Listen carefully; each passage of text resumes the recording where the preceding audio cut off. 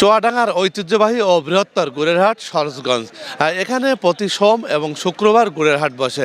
এখানকার গুড়ের ব্যাপক চাহিদা রয়েছে দেশের বাজারে, বিদেশেও এখানকার উৎপাদিত গুড়ের চাহিদা রয়েছে। ভোরের আলো ফোটার সাথে সাথে কৃষক এবং গাছিরা সরোজগঞ্জের ঐতিহ্যবাহী গুড়ের হাটে তাদের উৎপাদিত গুড়, পাটালি এবং ঝোলা গুড় নিয়ে আসেন, যা চাহিদা মতো ক্রেতারা ক্রয় করে দেশের বিভিন্ন প্রান্তে নিয়ে যায়। এবং চুয়াডাঙ্গাতেও ছোট ছোট খুচরো ব্যবসায়ীরাও তারা বিক্রির জন্য গুড় নিয়ে যান এখান থেকে কিনে। ব্যাপারী এবং মৌসুমি ব্যবসায়ীরা এখান থেকে গুড় প্রতি কেজি 120 থেকে 150 টাকা কেজি দরে কিনে নিয়ে দেশের বিভিন্ন প্রান্তের এবং চুয়াডাঙ্গা জেলার বিভিন্ন স্থানে প্রায় 200 থেকে 220 টাকা কেজি দরে গুড় বিক্রি করেন। গুড়ের দাম কম আছে, আগে বেশি ছিল। আগে 2 ভাড় বড় ভাড় গুড় কিনলাম 3500 টাকায়। গুড় তুলনামূলক সারা বাংলাদেশের মধ্যে এই হাটের গুড়টাই ভালো।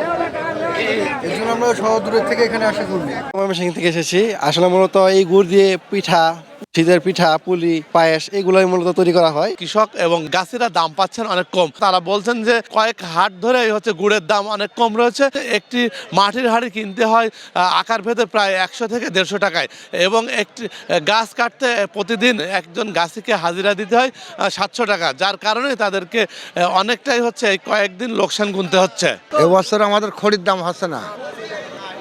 খড়ও তো ঘরের খড়িতে হয় না, কিনতে হয়। খড়ির দাম হচ্ছে না। এবার আমি 220 টাকা গাছ কাটি, কিন্তু কেইটা কি করবো? আর হাটে এসে দাম বলছে 1500-1600। এই ভাড় গতবার বিক্রি করে 2600-2700। কৃষি সম্প্রসারণ অধিদপ্তর সূত্রে জানা যায়, জেলায় প্রায় 2.5 লাখের বেশি খেজুর গাছ রয়েছে। এই খেজুর গাছ থেকে প্রায় 2700 মেট্রিক টন গুড় উৎপাদন হবে এ মৌসুমে, যার বাজার দর প্রায় 30 থেকে 35 কোটি টাকা।